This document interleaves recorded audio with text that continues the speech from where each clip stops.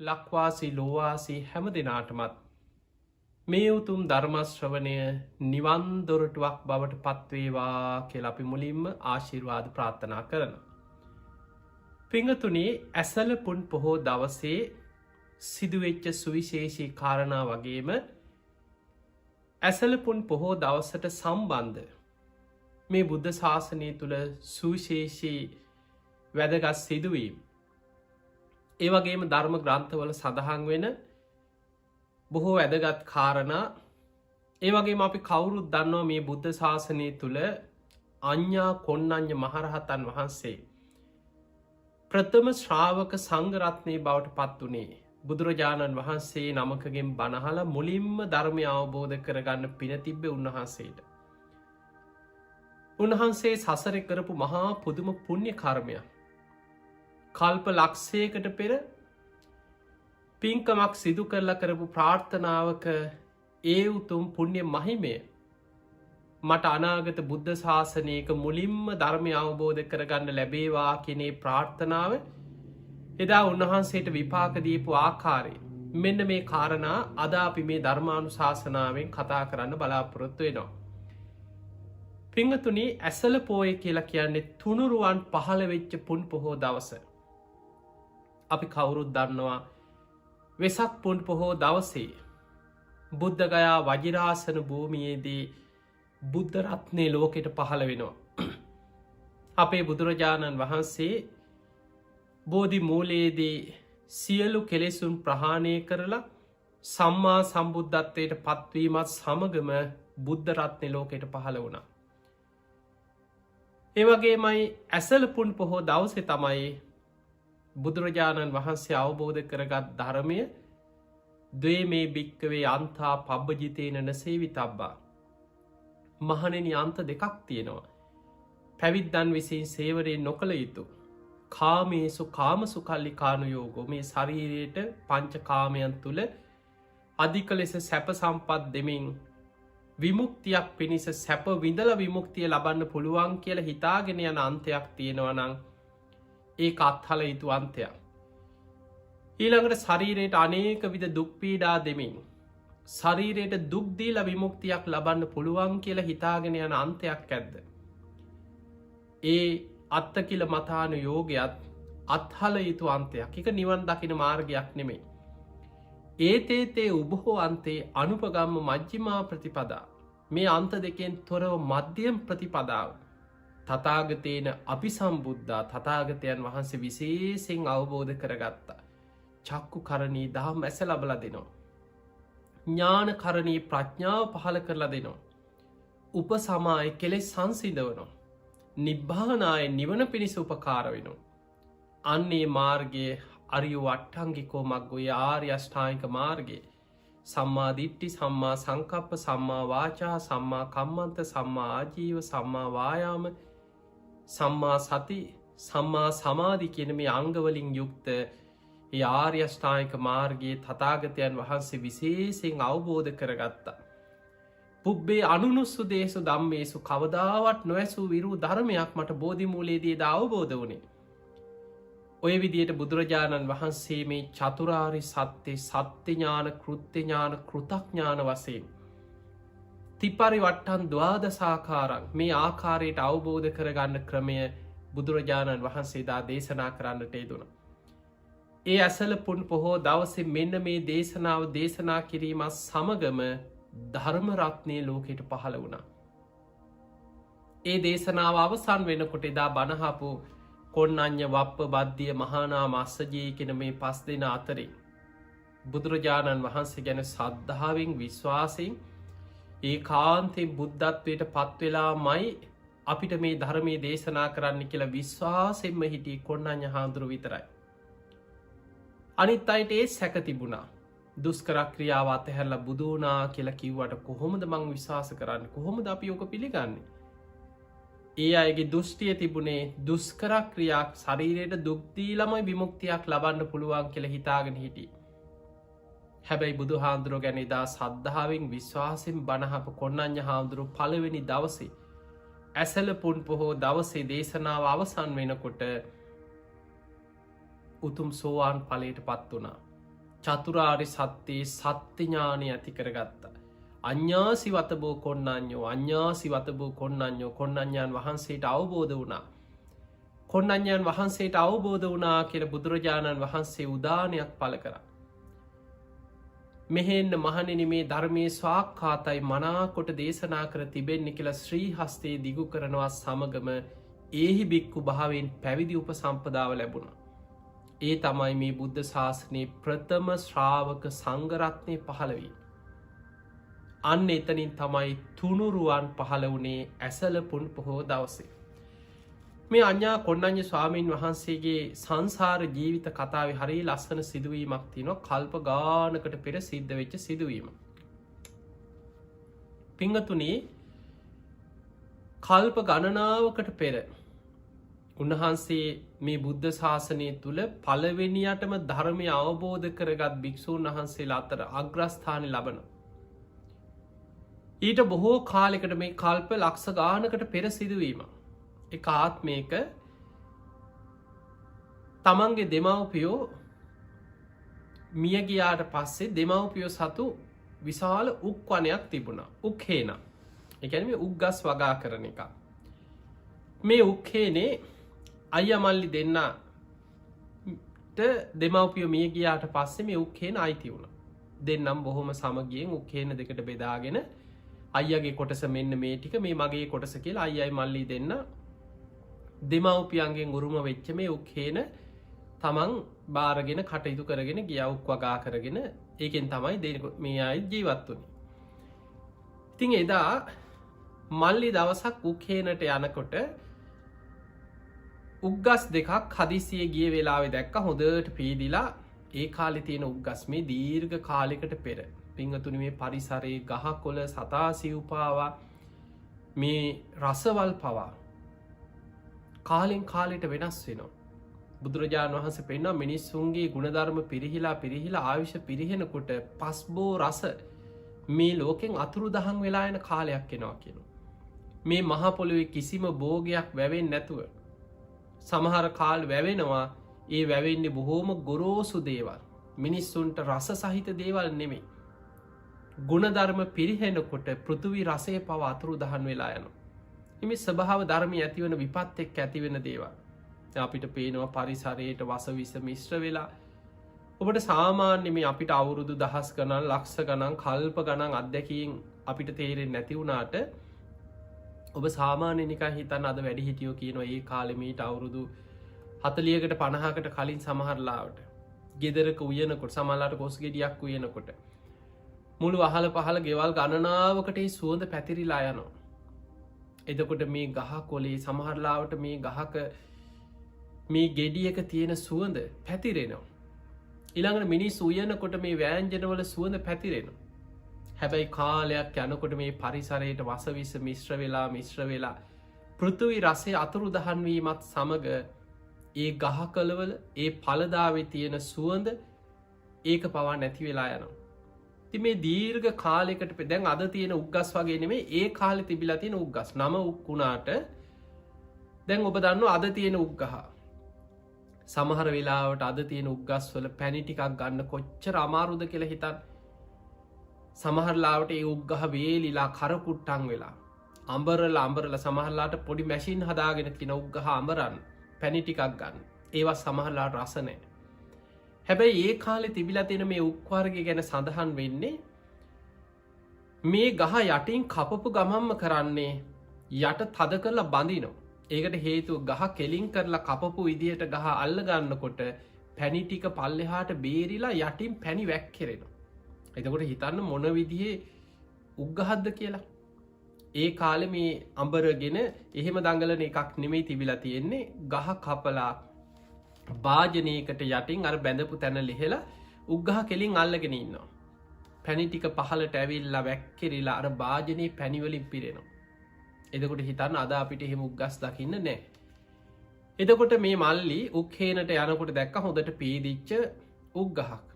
තමන්ගේ උක්හේනෙන් උග්ගහක් කපාගෙන යටින් තද කරලා බැඳගත්තා. මොකද අර පැණි ටික වැක්කිරෙනවා. ඊළඟට අයියාගේ හේන දිහාත් බලපුවාම කල්පනා කරා මං ඉතින් මගේ විතරක් නෙමෙයි අයියාගේ හේනෙනුත් උග්ගහක් කපාගෙන මේකත් අයියාගේ ගෙදරට දීගෙන යනවා. තමන්ගේ හේනෙන් කපපු උග්ගහත් ගත්තා. අයියගේ හේනෙනුත් හොඳ පීදිච්ච උග්ගහක් කපාගෙන යටින් බැඳලා මේ උග්ගස් දෙක කරතියාගෙන යනවා. මේක අයියගේ එක, මේක මගේ එක කියලා අඳුන ගත්තා. මෙහෙම යනකොට හදිස්සියේ පසේ බුදුරජාණන් වහන්සේ නමක්. එතකොට අපිට පෙනෙනවා පසේ බුදුරු පහළ වෙන්නේ බුද්ධ කාලවල නෙමෙයි. එතකොට ඒ කාලේ බුද්ධ ශූන්‍ය කාලය. හැබැයි බුද්ධ ශූන්‍ය කාලවල සමහර වෙලාවට ධර්මය අහන්න තියෙනවා. මේ පසේ බුදුරු දකින්න ලැබෙන මේ බුදු හාමුදුරු බුදුරු වගේ මේ බණ කියන රටාවක් නෑ. ඒ කාලේ පසේ බුදුරජාණන් වහන්සේලා ගාථාවකින් බණ කියනවා. පින් අනුමෝදන් කිරීමක් කරනවා. ගාථාවක් දානයක් පූජ කරාට පස්සේ පසේ බුදු කෙනෙකුට ගාථාවක් කියනවා. ඒ පිනේ වටිනාකම ගැන ගාථාවකින් පින් අනුමෝදන් කරලා උන්වහන්සේ අහසින් වඩිනවා. ඒ අරන්න මිනිස්සු ධර්මය අවබෝධ කරගත්ත කියලාවත් පසේ බුදුවරු මිනිස්සුන්ට චතුරාරි සත්‍ය අවබෝධ කෙරෙව්ව කියලවත් එහෙම දේශනාවල කොහෙවත් සඳහනක් නෑ. එතකොට මේ උග්ගස් දෙක අරගෙන යනකොට ආර්යයන් වහන්සේ නමක් පාත්තරයක් අරගෙන පින්ඩ පාති වඩිනව පසේ බුදු කෙනෙ. ඒ වෙලාවේ යන්තන් හරි පින්පව් ගැන පොඩි විශ්වාසයක් හරි තියෙන නිසා නිධානයක් දෙන්න මිනිස්සු පසේ බුදු කෙනෙකුට හරි. ඒ වෙලාවේ දැන් ඉදිරියට මුණ ගැහුණ මේ පසේ බුදුරජාණන් වහන්සේ අර උග්ගස් දෙක කරේතියාගෙන යන ගමන් මේ මල්ලි ඇහුවා ස්වාමීනී මේ උබහන්සේ පින්ඩ පාති වඩිනවද. උබහන්සට පින්ඩ පාති මොනවත් ලැබුණද තාමනෑ කිය. එහෙමන ස්වාමීනී මෙතන වැඩ ඉන්න කියලා උන්වහන්සේට ආසනයක් පනවල ඒ වෙලාවේ තමන්ගේ උග්ගහ තෝරලා අරගෙන කිව ස්වාමීනී මං උප පැණිටිකක් පාත්තරයට පූජ කරන්න ඔබහන්සිට උප පැණිටිකක් වලදා හොඳයි පින්වත කියව. අර පාත්තර අර උග්ගහේ යට බැඳල තිබ්බ ගැටේ ලෙහෙලා පාත්තරයට උග්ගහ අල්ලගෙන හිටියා පැණිටික පාත්තරෙන් භාගයක්ම පිරිලගිය. ඒ වෙලාවේ උන්වහන්සේ මේ උප පැණිටිකත් අරගෙන ගාථාවකින් පින් අනුමෝදන් කරලා උන්වහන්සේ වඩින්න සූදානන් වෙනකොට මේ මල්ලි අහනව ස්වාමීනී උබහන්සේ ඕක දැම් වලදන්න නැද්ද. ඊට පස්ස කිව නෑ තවත් ආර්යන් වහන්සේලා කීප නමක් වැඩඉන්න තව පසේ බුදුරු කීප නමක් වැඩ සිටිය. ධර්මයේ සඳහන් වෙනවා ගන්ධ මාදන පරවතය කියලා. පරවතයක පසේ බුදුරු වෙනුවෙන් මේ අද අපිට හිතාගන්න පුළුවන් දේවල් නෙමෙයි. ඒ හිමාල මහ වනාන්තරයේ පසේ බුදුරු වෙනුවෙන් මෙහෙම පරවතයක් පහළ වෙන. ඒ පසේ බුදුරජාණන් වහන්සේලාට කුටි සෙනසුන් උන්වහන්සේලාට විවේකෙන් ඉන්න ඒ භූමියයේ ඒව පහළ වෙනවා. උන්වහන්සේලා අහසින් වැඩම කරලා ගමකට පින්ඩ පාති කරගෙන මනුස්්‍යයන්ට අනුග්‍රහ පිණිස ගාථාවකින් පින් අනුමෝදනාවක් කරලා දාන මේ දාන ටිකත් අරගෙන අහසින් වඩින. ඒ වෙලේ කිව්ව මේ තවත් ස්වාමීන් වහන්සේලා පිරිසක්කින්න උන්වහන්සේලාටත් එක්ක මේ අරගෙන යන්න. ඒ වෙලේ කිව අර මල්ලි කිව ස්වාමීනී ඔබහන්සේ ඕක බලදන්න. මේ මගේ ළඟ තව උග්ගහක් තියෙනවා. නික මං අයියට අරගෙන යන්න හැබැයි මං එක අයියට පින් අනුමෝදන් කරන්න එහෙම නැත්තං අයියගේ මුදල මංගේ වන්න ඔබහන්සේට මං ඒක පූජ කරන්න. ඔබහන්ස ඔයි ටික වලඳල මේ උක් පැණිටි අරගෙනයන්. ඉතින් අර ආර්යයන් වහන්සේ අර මල්ලි ඉදිරියේම උක් පැණිටික වැළඳුව පුද්දුම සතුටකින් ඒ ස්වාමීන් වහන්සේ උක් පැණි පූජ කළ උන්වහන්සේ වලඳනවා බලාගෙන ඒ පින් අනුමෝදන් වුණ. ඊළඟට අර අයියගේ උග්ගහත් ඒ පාත්තරයටම පූජ කරා උක් පැණිටික ඒ පාත්තරෙන් භාගයක් පිරෙන්න්නම උක් පැණි පිරිලගිය. උන්වහන්සේ ගාථාවකින් පින් අනුමෝදන් කරලා ඒ පාත්තරය උක් පැණිටිකත් අරගෙන අහසිම වැඩිය. මේ දිහා බලාගෙන සතුටින් ඒ පින් අනුමෝදන් වෙලා ප්‍රාර්ථනාවක් කරා දැම්ම පින්කම කරේ කවුද මල්ලි. දැම් මේ මල්ලි මේ පින්කම කරලා ප්‍රාර්ථනාවක් කරා මට මේ උක් පැණි පූජා කරපු පිනේ මටත් අනාගත බුද්ධ ශාසනයක කෙලවර නිවන් අවබෝධ කරගන්න ලැබේවා කියල ප්‍රාර්ථනාවක් කරා. අනාගතයේ මටත් මේ සැප සම්පත් විඳලා මේ උක් පැණි පූජා කරපු පිනේ මට බුද්ධ ශාසනයක කෙලවර නිවන් අවබෝධ කරගන්න ලැබේවා කියල ප්‍රාර්ථනාවක් කර. ඔන්න මල්ලිගේ ප්‍රාර්ථනාව. දැම් බොහොම සතුටෙන් ආපහු ගෙදර යන ගමන් ගෙදර යනකොට අයිය ඉන්නවාගේ ඉස්සරහා. අයියගේ නිවස ළඟදී ගිහිල්ල කිව්වා අයියේ අද මල් ලොකු පින්කමක් කරගත්තා. අයිය කැමති නං මං කරපු පින අනුමෝදන් වෙන්න. එහෙම නැත්නං අයියට මං අයියගේ උග්ගහ වෙනුවෙන් මිල ගෙවනවා. මොකක්ද කරපු පින කියලා ඇහු. ඊට පස්සිකයෝ මං මෙහෙම ගිහින් එනකොට මං උග්ගහක් කපාගත්ත මගේ හේනෙන් අයියගේ හේනෙනුත් මං උග්ගහක් කපාගත්ත. හොදට පීදිච්ච උගස් දෙක පැණි බේරෙන් මේ ගස් දෙක කරතියාගරනකොට මගදි මට කලාතුරකින් දකින්න ලැබෙන ස්වාමීන් වහන්සේ නමක් පිණ්ඩ පාති වඩිනවා දකින්න ලැබුණ ආරයන් වහන්සේ නම. ඒ කාලවල භික්‍ෂූන් වහන්සේලා දකින්න නැති කාලය. මට ලැබිච්ච අවස්ථාවෙන් මම බොහෝම සද්ධාවෙන් මගේ උග්ගහ උන්වහන්සේට පූජ කර. උන්වහන්සේ උක් පැණිටික වලඳන්න නැතුව වඩින්න සූදානන් වෙද්දි මං උන්වහන්සේට කියා හිටිය ස්වාමිනියෝ උක් පැණිටික වලඳන්න. මේ අයියට ගෙනියන උග්ගහතියන මං ඒක පූජ කරන්න. උන්වහන්සේ උක් පැණිටික වලඳලා අයියගේ උග්ගහත්මම් පූජ කරා. ඒ උක් පැණිටි අරගෙන උන්වහන්සේ අහසිම්ම වැඩිය තව ස්වාමීන් වහන්සේලට පූජා කරන්න. අයිය කැමති නං අයියගේ උග්ගහේ පින් අනුමෝදන් වෙන්න එහෙම නැත්නම් මංගේ උග්ගහට ගිය මිල මං අයියට ගෙවන්නන් කියව. අයිය මේ මල්ලි කරපු පින්කම අහගෙන ඉදලා ඒ වෙලාවේ ප්‍රාර්ථනාවක් කරා නෑ මල්ලිට කිව නෑ මට සල්ලි එපා මං පින් අනුමෝදන් වෙන්න. එහෙම කියලා මේ අයිය ප්‍රාර්ථනාවක් කරා මේ මල්ලි මේ වගේ බොහෝම වටින පින්කමක් කරගෙන. මං වෙනුවෙන් මගේ හේනෙ මට ගෙනා පුග්ගහත් මේ මල්ලිගේ අතින්ම ස්වාමීන් වහන්සේ නමකට පූජා කරගෙන මං ඒ පින් අනුමෝදන් වෙනවා. මට අනාගත බුද්ධ ශාසනයක මුලින්ම ධර්මය අවබෝධ කරගන්න ලැබේවා කියල ප්‍රාර්ථනාවක් කර. දැම් බලන්නේ පින අනුමෝදන් වෙච්ච අයියගේ ප්‍රාර්ථනාව මට අනාගත බුද්ධ ශාසනයක මුලින්ම ධර්මය අවබෝධ කරගන්න ලැබේවා කියන ප්‍රාර්ථනාව. හැබැයි පින්කම කරේ මල්ලි. ඒ මල්ලි ප්‍රාර්ථනා කරෙමකක්ද. මට බුද්ධ ශාසනයක කෙලවර නිවන් අවබෝධ කරගන්න ලැබේවා කියල ප්‍රාර්ථනා කර. ඉතින්ගේ ප්‍රාර්ථනාවත් එක්ක මේ අයි සසර පින් කරගෙනාව මීට කල්ප ලක්ෂයකට පෙර බුද්ධ ශාසනයක විවරණ ගත්තා. ඒ විවරණ අරගෙන සසර පින් කරගෙන ඇවිල්ල අපේ ගෞතම බුදුරජාණන් වහන්සේ මුණගැහිච්ච කාලේ එදා අයිය තමයි මේ බුද්ධ ශාසනය තුළ අඥ්ඥා කොන්නඥ මහරහතන් වහන්සේ නමට පත්වනේ. මේ බුද්ධ ශාසනයේ මුලින්ම ධර්මය අවබෝධ කරගත්ත කෙනා. එදා ප්‍රාර්ථනා කරා මට අනාගත බුද්ධ ශාසනයක මුලින්ම ධර්මය අවබෝධ කරගන්න ලැබේවා කියල. ඒ වගේ මේ බුද්ධ ශාසනයේ පස්වක භික්‍ෂූන් වහන්සේලා අතරින් කොන්නඥයන් වහන්සේ මුලින්ම ධර්මය අවබෝධ කරගත්ත. ඔබ දන්නවා කොන්නඥයන් වහන්සේ ඉතිහාස කතාව අපේ බුදුරජාණන් වහන්සේ එදා බෝසත් පුතෙක් හැටියට. ඉපදිච්ච වෙලාවේ රජ්ජුරුවෝ මාලිගාවට බෝසත් පුතා ගෙනාවට පස්සේ නන්තියන දවසේ බමුණෝ 108 දෙනෙක් මාලිගාවට කැඳෙව්වා කියනවා.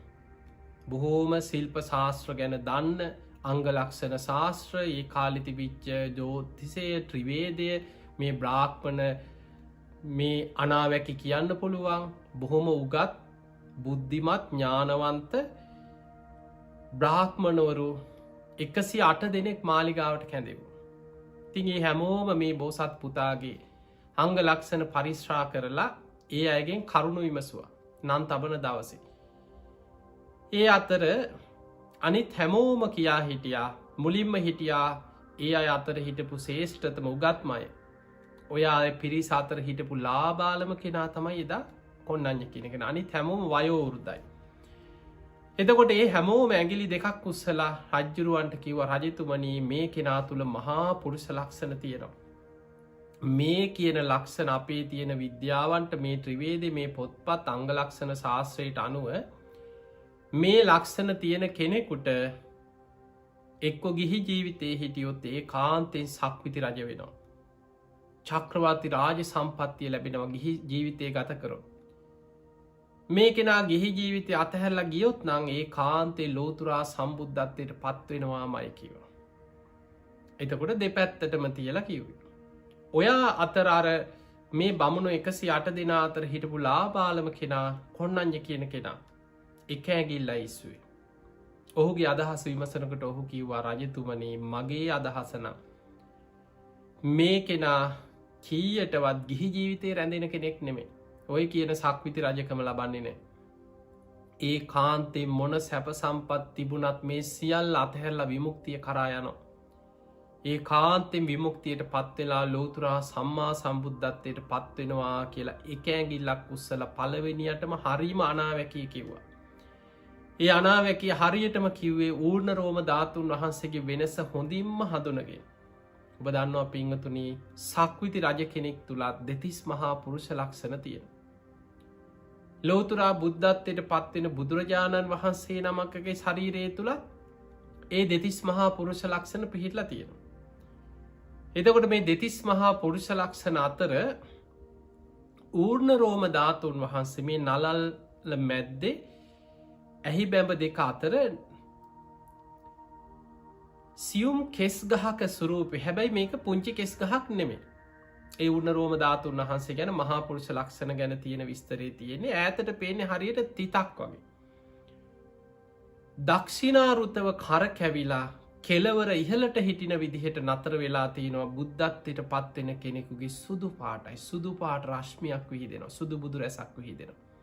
ඒ උන්න රෝම ධාතුන් වහන්සේ කෙලවරෙන් අල්ලලා මේ විදිහට අත ඉදිරියට දිගු කරන්න පුළුවන් කිය. ආපහු අත්හරින්නකොට කැරකිලා දක්ෂිනාරුතව කරකැවිලා ඒ හිස ඒ ඇහි බැඹ දෙක මැද්දේ තිතක් වගේ මනාකොට පිහිටන හැබැයි කෙලවර ඉහලට හිටින විදිහට තමයි අග පිහිටන්. හැබැයි සක්විති රජ කෙනෙක්ගේ රත්තරම් පාටයි. වාමාරුතව තමයි වම් පැත්තට තමයි කැරකිලා කෙලවර පල්ලෙහාට හිටින විදිහට නතර වෙලාතිී. ඔන්න ඔය වෙනස හරියටම මේ ඌර්ණ රෝම ධාතුන් වහන්සේගේ වෙනස හඳුන ගත්තා හරියනම අනාවැකිය කිව්ව මේ කෙනා ඒ කාන්තේ මේ සැප සම්පත් අතහැරලා යනවා.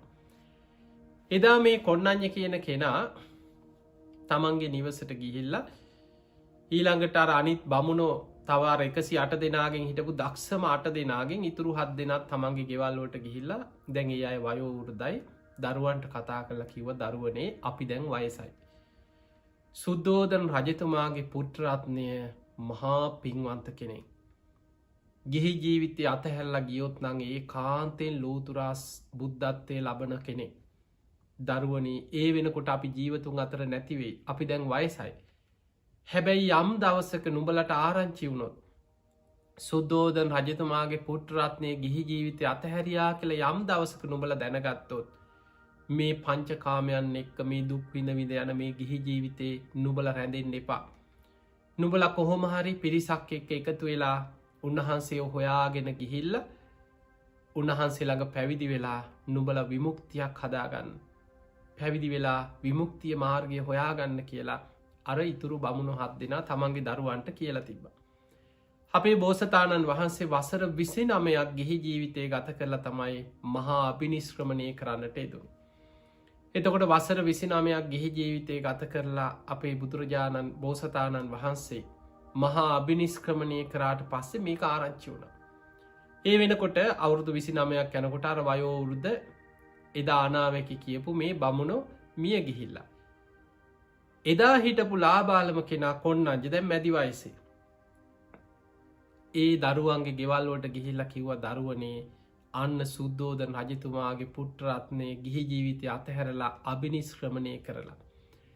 නුඹලාට මතකද නුඹලගේ පියවරු මිය යන්න පෙර නුඹලාට කියපු මෙන්න මේ කතාව.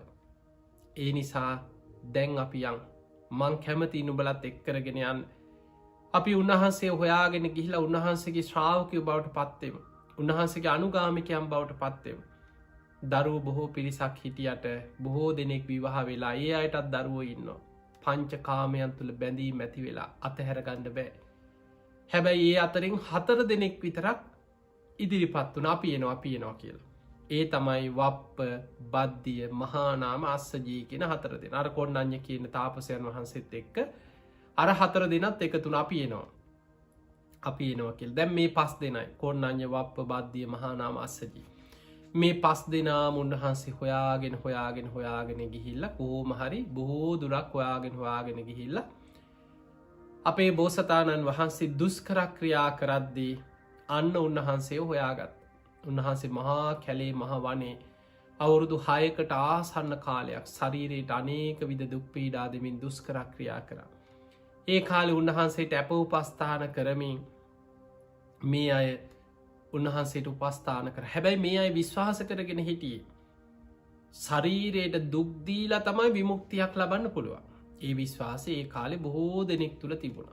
අදත් සමහරලාවට මේ බණැහුවත් බෞද්ධ නාමෙන් හිටියත් බොහෝ දෙනෙක් විශ්වාස කරන්න මේ කැලේ ඉන්නවනං හරියට දුක් විඳිනවනං ඉරිච්ච සිවුරක් ඇඳගෙන බොහෝම දුස්කර ජීවිතයක් ගත කරන කෙනෙක් දැක්කොත් කෙනෙක් අන්න මේක තමයි හරි ක්‍රමය කියලා හිතනවා. එතකොට අපේ බෝසතාණන් වහන්සේ එදා අවුරුදු 6කට ආසන්න කාලයක් ශරීරයට අනේක විධ දුක් පීඩා නෙමින් දුස්කර ක්‍රියා කරා කිසිම උතුම් මිනිස් ගුණ ධර්මයක් ලබන්න බැරිවුණ. ශරීරයට දුක් දෙනවා කියන්න විමුක්තිය ලබන ක්‍රමේ නෙමේ. එක අත්ත කියල මතානුයෝගී එක ක්‍රමයක්. ඒක අත්හල යුතු දෙයක්. දුක්කෝ අනරියෝ අනත්ත සංවිධ එක දුක් සහිතයි. අනාරයයි අනර්ථය පිණිස පවතිර දෙයක්. එක නිවනට උපකාර වෙන්න එක අත්හල යුතු අන්තයක්. හැබැයි අපේ බෝසතාණන් වහන්සේ බොහෝ කාලයක් ශරීරයට දුක්දීලා උන්වහන්සේටම හිතුණා. මම තරම් විමුක්තියක් පිණිස ශරීරයට දුක්දීපු කෙනෙක් මේ ලෝක තවත් නැතුව ඇති. ශරීරයට දුක්දීලා විමුක්තියක් ලබන්න පුළුවන්නන් මං මේ විදපු දුක හොඳට මැති විමුක්තියක් ලබන්න. ඒ නිසා මේ ක්‍රමේ හරියන්නෑ කියල උන්වහන්සේට හිතුණා.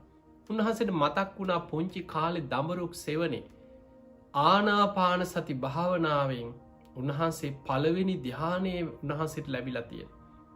ආනාපාන සති භාවන ඔබහල ඇතියන් දඹරුක් සෙවනි සීසාන දවසේ අහසි පළඟක් බැඳගෙන උන්වහන්සේ භාවනා කන සුද්දෝදන රජතුමාට සේවකයෝගයෙන් කිව්ව රජතුමනි හරිම පුතුමයි. අන්න පුංචි බෝසතාණන් වහන්සේ රාජ කුමාරයාස් සිද්ධාර්ථයන් වහන්සේ අන්න අහසේ පළගක් බැඳගෙන භාවනාවෙන් අහස වැඩඉන්න. රජතුමා ඇතුළු පිරිස දුවගෙන ඇවිල් රජ්ජුරු සාධු කාර්දිදී දෙවනි වතාවට බෝසතාණන් වහන්සේට වන්දනා කර පළවෙනි වතාවට වන්දනා කරේ ඉපදිච්ච දවසේ අසිත තාපසයන් වහන්සේට පෙන්නන්න බෝසත් පුතා අරගෙනාපු දවසේ පුංචි සිරිපතුල තාපසයගේ ජටාය වැදිච්ච වෙලාවෙත් අසිත තාපසය වන්දනා කරා.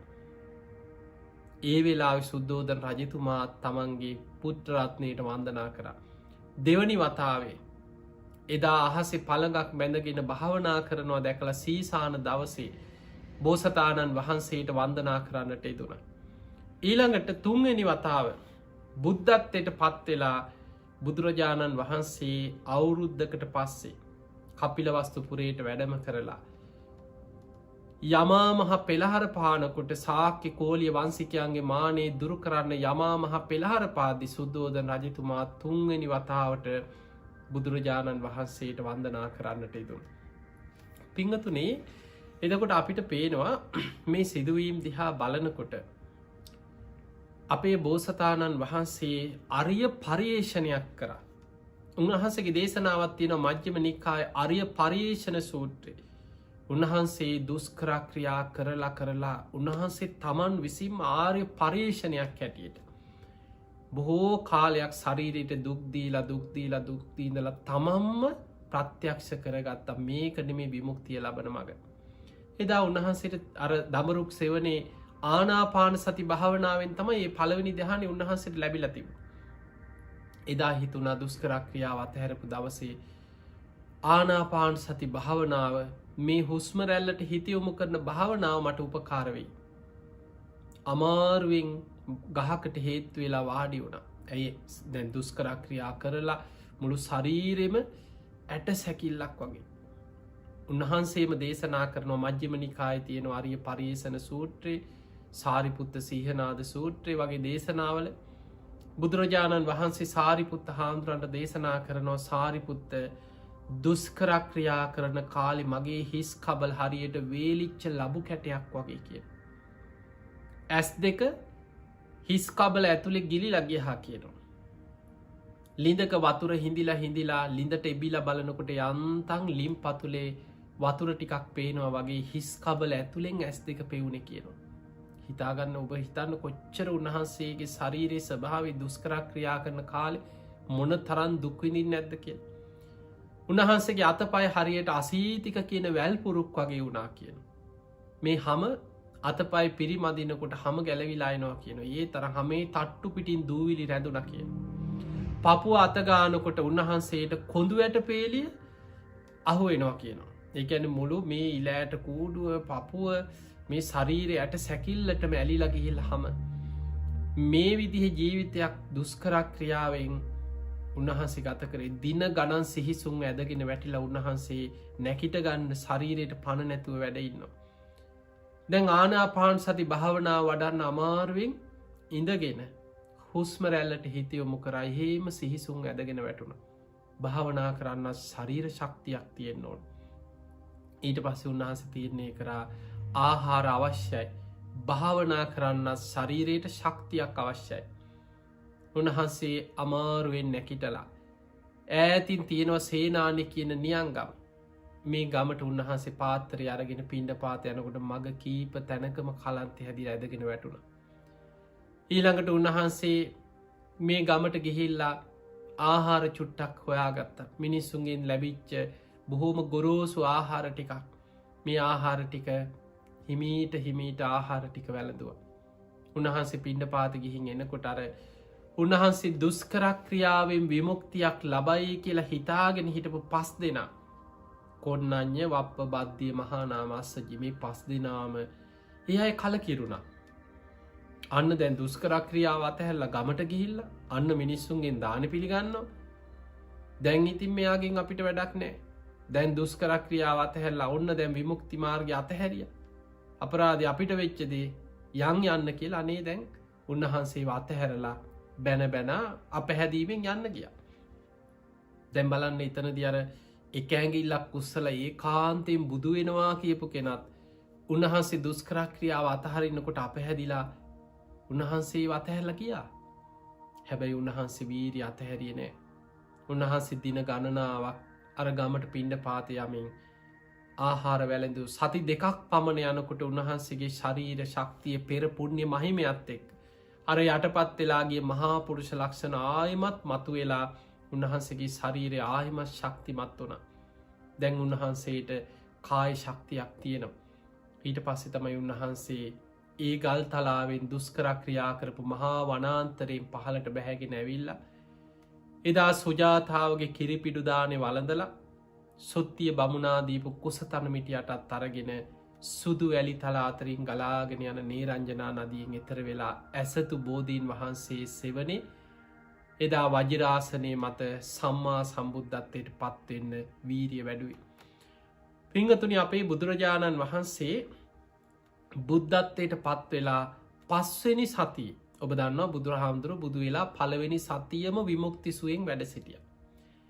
2 වෙනි සතිය බෝධීන් වහන්සේට නේත්‍ර පූජාවකින් පූජාවක් පැවැත්තුවා. අපි කියන අනිමිස ලෝචන පූජාව. 3 වෙනි සතියේ පුරා රුවන් සක්මනක යෙදුණා.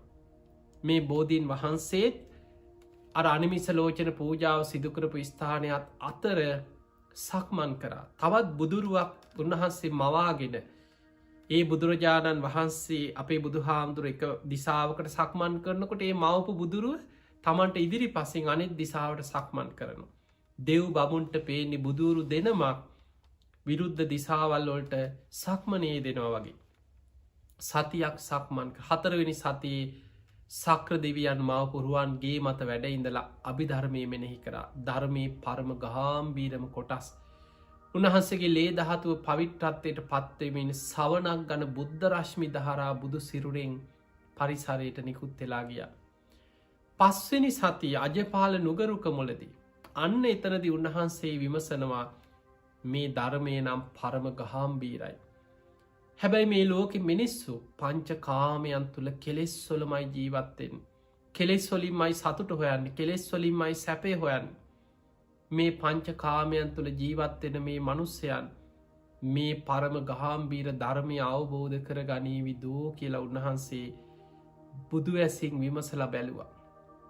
ඒ වෙලාවෙම සහම්පති මහා බ්‍රහ්ම දෙවියන් පෙනීදල ආරාධනයක් කරා නිදුකානන් වහන්ස දහම් දෙසන සේක්වා. සුගතයන් වහන්ස දහම් දෙසන සේක්වා.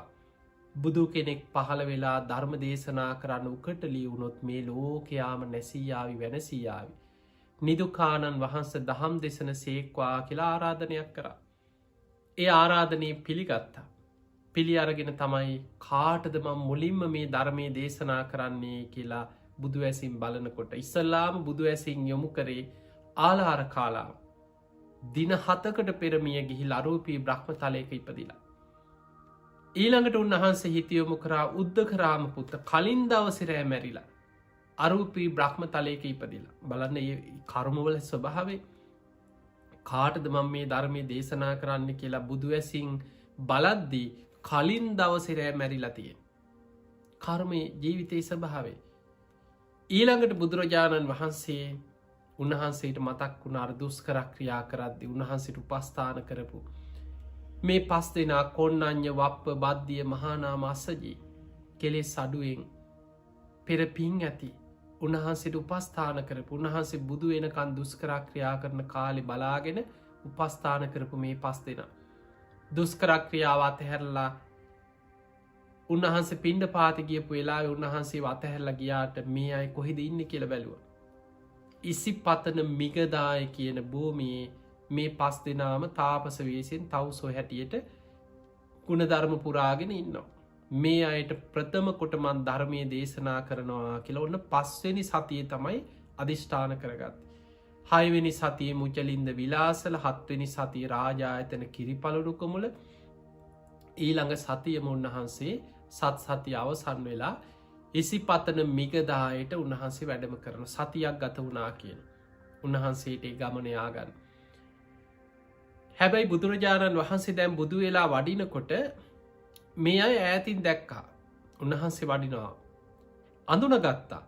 හැබැයි මේ අය කතා වුණා මේ අය ඉන්නේ දැන් අර පරණ දෘෂ්ටියනේ. මේ 5 දෙනාම ඈතින් වඩිනවා දැකලා කතා වුණේ අන්න එනවා ආයිමත් අපි හොයාගෙන. අපි කිව්වනේ දුෂ්කර ක්‍රියාව අතහරින්න එපා කියලා. දැන් ආයි අපේ උදව් ඉල්ලගෙන එන්නේ. පේනවනේ අර දැන් හොඳට ඇඟපත එහෙම. දැන් හොඳට හැදිලා.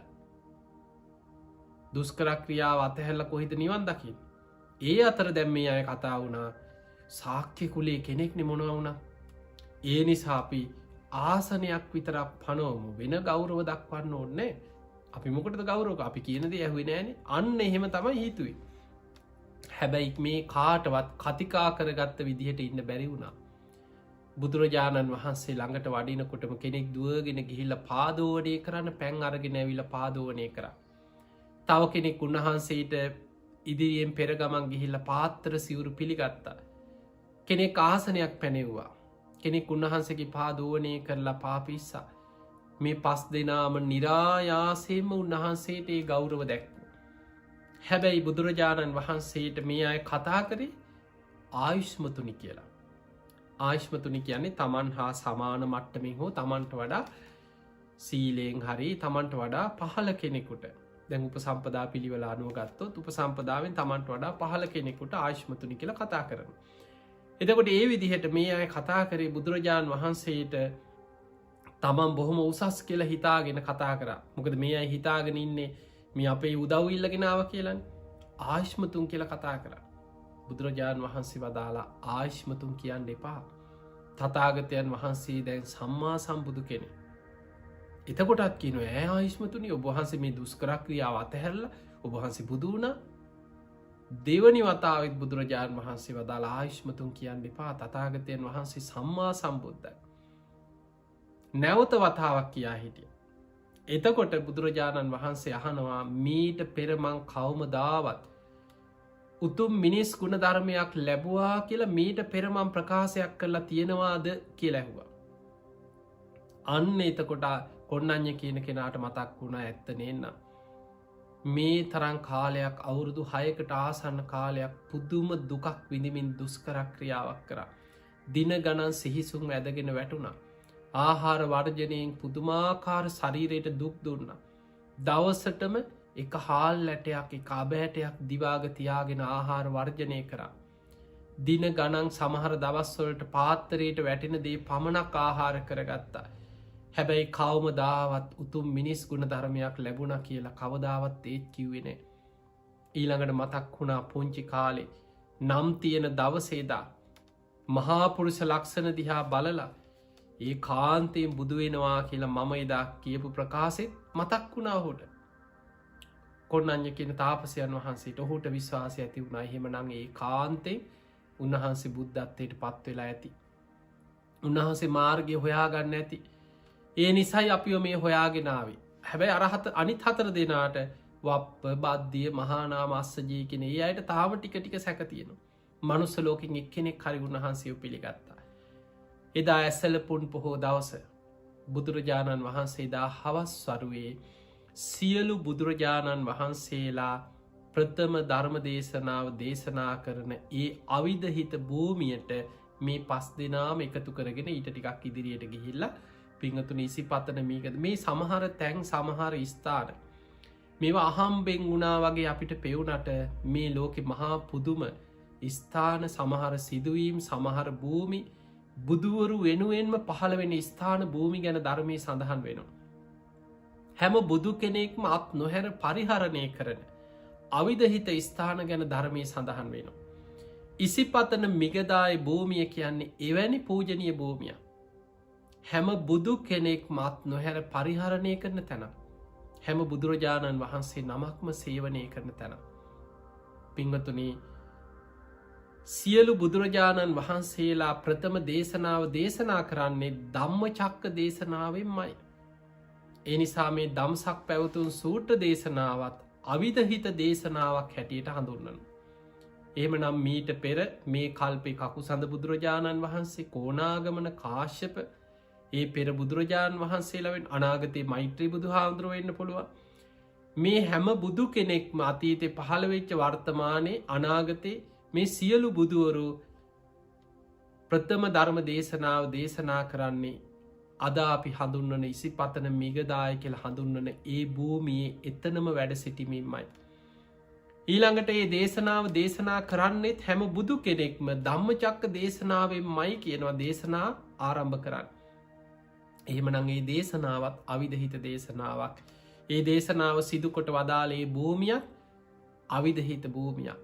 බුදුවරුවත් නොහැර ප්‍රථම ධර්ම දේශනා කරන භූමිය. එදා බුදුරජාණන් වහන්සේ ඇසල පුන් පොහෝ දවස මේ 5 දෙනාම හවස් වරුවේ එකතු කරගෙන එතනට වැඩම කරලා මේ 5 දෙනාම ඉදිරියෙන් වාඩි කරගෙන බුදුරජාණන් වහන්සේ මේ දේශනාව දේශනා කරන්න සූදානම් වෙනකොට භූමාටු දෙවියන්ගේ පටන් අකනිටා බඹලවට 10,000ක් ලෝක ධාතුවේ දෙවිවරු ප්‍රීතිඝෝෂා කරනවා. අන්න බුදුරජාණන් වහන්සේ ධම්ම චක්කේ දේශනා කරන්න සූදානම් වෙනවා. අන්න බුදුරජාණන් වහන්සේ ධම්ම චක්කේ දේශනා කරනවා. අපිත්‍යම් බණහන් අපිත්‍යම් භූමාටු දෙවියන්ගේ හඬට චාතුම් මහරාජික දෙවියන් ඒ හඬට යාම තුසිත නිම්මාන් රති පරනිම්මිත වසවර්ති බ්‍රහ්ම පාරිසජ්‍ය බ්‍රහ්ම පුරෝහිත මහා බ්‍රහ්ම ඔය විදිහට ඉහලට අකනිටා බඹලව දක්වාම දෙවුරු ප්‍රීතිඝෝෂා කර කර සාදුකාරදිදී දෙවියන් අහසේ පිරිලා ඉතිරිලා ගියා කියන 10,000ක් ලෝක ධාතුවල දෙවිවරු අහසේ පිරිලා ඉතිරිලා ගියා එදා ධම්මචක්ක දේශනාව ශ්‍රවණය කරා. මනුස්ස ලෝකෙ 5 දෙනයි. දැන් ඔබ හිතෙන් හිතාගන්න එදා ඉසිපතන මිගදාය භූමිය මුවන්ට අබේ භූමියක් වෙච්ච භූමිය මිගදාය කියලා කියන. ඉසි පතන කියන නම යෙදෙන්නේ අපේ බුදුරජාණන් වහන්සේ පහළ වෙන්න කලින් පසේ බුදුවරු 500ක් වැඩ හිටියක් කියනවා. ඔය ඉසිගිලි සූත්‍රයේ සඳහන් වෙනවා පසේ බුදුවරු ගැන.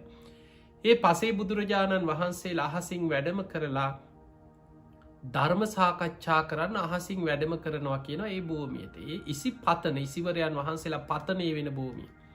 බුදු කෙනෙක් පහළ වුණා කියලා මේ කාරණය දැනගනිද්දි පසේ බුදුවරු ඒ ලෝකෙ වැඩ ඉන්නේ. ඒ පසේ බුදුවරු අහසේම පළඟක් මැදගෙන තේජෝ කසිනයට සමවැදිලා පිරිනිවන් පෑව.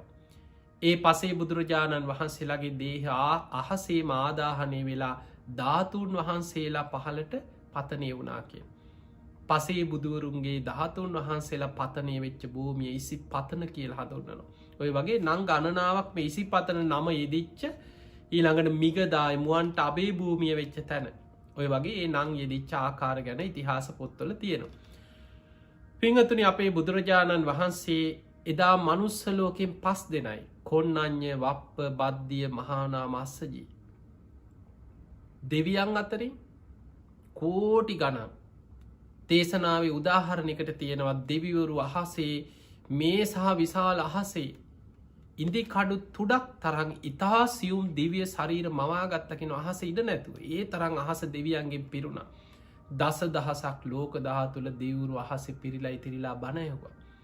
බුදුරජාණන් වහන්සේ මේ සියලු දෙනා ඉදිරියේ සියලු බුදුවරු දේශනා කරන දහම් ගඟ ලෝකයට විවර කරපු ප්‍රථම දේශනාව ධම්මචක්ක දේශනාව දේශනා කරා ද්වේමේ භික්කවේ අන්තා පබ්බජිතේන නසේවිතබ්බා යෝචායන් කාමේසු කාමසු කල්ලිකානුයෝගෝ. මේ විදිහට කාමසු කල්ලිකානුයෝගේ අත්ත කිල මතානුයෝගේ මෙන්න මේ දෙක අතහැරලා මධ්‍යම ප්‍රතිපදා වාර්යෂ්ඨායක මාර්ගය හොයාගත්තා. උන්වහන්සේ චතුරාරි සත්‍ය සත්‍යඥාන කෘත්තිඥාන කෘතඥාන වසයෙන් තිපරිවට්ටන් ද්වාදසාකාරං ආකාරයට අවබෝධ කරගන්න ක්‍රමය බොහෝම පරම ගහම්බීර විදිහට බුදුමුවින් දේශනා කරන්නට යෙදුණ. ඒ දේශනාව අවසන් වෙද්දිම කොන්නඥයන් වහන්සේගේ හිත සක්කාය දිට්ටි විචිකිච්ඡා සීලබ්බත පරාමාසකින ත්‍රිවිධ සංයෝජනයන්ගේ මිදිලා සෝතාපන්න ඵලයට පත් වුණා. බුදුරජාණන් වහන්සේට වැටහුණා. උන්වහන්සේ අඤ්ඤාසි වතබෝ කොන්නඤ්ඤෝ කොන්නඤ්ඤන් වහන්සේට අවබෝධ වුණා. කොන්නඤ්ඤන් වහන්සේට අවබෝධ වුණා කියලා බුදුමුවින් බුදුරජාණන් වහන්සේ දේශනා කරා. ඒ වෙලාවේ ඒ දේශනාව දේශනා කරද්දි දස දහසක් ලෝක ධාතු වලට ආලෝක ධාරා විහිදුණා කියන දෙවියන්ගේ දේවානුභාවය ඉක්මවා ගිය ආලෝක ධාරා ලෝකෙ පැතිරිලා ගියා. මේ ලෝකේ ආශ්චර්යමත් සිදුවීම. බුදු කෙනෙක් ප්‍රථම ධර්ම දේශනාව දේශනා කරද්දී මහා ගණ අන්ධකාරය පවතින ලෝකාන්තරික නිරේ පවා සුළු මොහොතකට ආලෝකමත් වුණා. අහසේ දෙවුරු ප්‍රීතිගෝසා කර අපපතිවත්යන් ශ්‍රමණයනවා බ්‍රාහ්මණයනවා දේවේනවා මාරේනවා කේනචිවා ලෝකස්මි. මේ දේශනාව නම් මේ ලෝකෙ වෙන කිසිම දෙවියෙකුට බ්‍රහ්මයෙකුට මාරයෙකුට ශ්‍රමණයෙකුට කාටවත් කරන්න බෑ. ලෝතුරා බුදු කෙනෙක්මයි මේ දේශනාව කරන්නේ බුදුරජාණන් වහන්සේ ධම්මචක්කය පැවැත්තුවා කියලා බෝමාටු දෙවියන් ප්‍රීතිගෝසා කරද්දී හඬට චාතු මහාරාජික දෙවුරු ඒ හඬට යාම දෙවුරු ඒ හඬට තුසිතය නිම්මාන්ටති මේ විදියට ඉහලට අකනිටා බඹලෝ දක්වා දෙවුරු ප්‍රීතිගෝසා කරමින් සාධකාර දෙන්න පටන්ගත්. සාධකාරය අකනිටා බඹලොව දක්වාම විසිරිලාගේ එදා ඇසලපුන් පොහෝ දවසේ. පිංගතුනි ඔය අසිරිමත් සිදුවීම් සියල්ල සිහිපත් කරගන්න. ඒ වගේම 18 කෝටියක් දෙවුරු ඒ දේශනාව අවසානයේ මාර්ගඵල ලැබුවා කියලා සඳහන් වෙනවා. බලන්න මනුස්ස ලෝකයෙන් කොන්නඤ්ඤයන් වහන්සේ පමණක් සෝවාන් වෙනකොට දෙවියන් අතරින් 18 කෝටියක් මාර්ගඵල ලැබූ උතුම් දේශනාව ධම්මචක්ක දේශනාව. ඒ නිසා ඇසලපුන් පොහෝ දවස මුල් කරගෙන ඒ උතුම් තුනුරුවන් පහළ වෙච්ච ඒ උතුම් ධම්මචක්ක දේශනාවත් ඒ දේශනාවේ සඳහන් වෙන ඒ උතුම් චතුරාර්ය සත්‍ය සත්‍ය ඥාන කෘත්‍ය ඥාන කෘතඥාන වශයෙන් අවබෝධ කරගන්න. ඔබ හැම දිනම අධිෂ්ඨාන කරගන්න මේ ලැබිච්ච මනුස්ස ජීවිතය තුළ අපේ වාසනාවට අපිට බුදු කෙනෙක්ගේ බුද්ධ ශාසනයක මෙහෙම බණපදයක් හරි අහන්න වාසනාව ලැබුණා. තෙරුවන් සරණ යන්න වාසනාව ලැබුණා. බුදුරජාණන් වහන්සේගේ ශ්‍රාවකයන් බවට පත්වෙන්න අපිට වාසනාව ලැබුණා. අපටත් ඒ උතුම් චතුරාර්ය සත්‍ය ධර්මය සත්‍ය ඥාන කෘත්‍ය ඥාන කෘතඥාන වශයෙන් අවබෝධ කරගෙන මේ භයානක සසරෙන් මිදෙන්න වාසනාවම ලැබේවා ලැබේවා ලැබේවා කියන අධිෂ්ඨානය හැම දෙනාම තමන්ගේ හිත්වල ඇති කරගන්න. ඉතින් ඔබ හැම දෙනාටම සම්මා සම්බුදු සරණයි. ආකාසට්ඨා චුම්මට්ඨා දේවා නාග මහිද්దికා පුඤ්ඤන්තං අනුමෝදිත්වා චිරන් රක්ඛන්තු ලෝක සාසනං. ආකාසට්ඨා චුම්මට්ඨා දේවා නාග මහිද්దికා පුඤ්ඤන්තං අනුමෝදිත්වා චිරන් රක්ඛන්තු දේශනං. ආකාසට්ඨා චුම්මට්ඨා දේවා නාග මහිද්దికා පුඤ්ඤන්තං අනුමෝදිත්වා චිරන් රක්ඛන්තු ත්වං සදා. හැම දිනාටම සම්මා සම්බුදු සරණයි.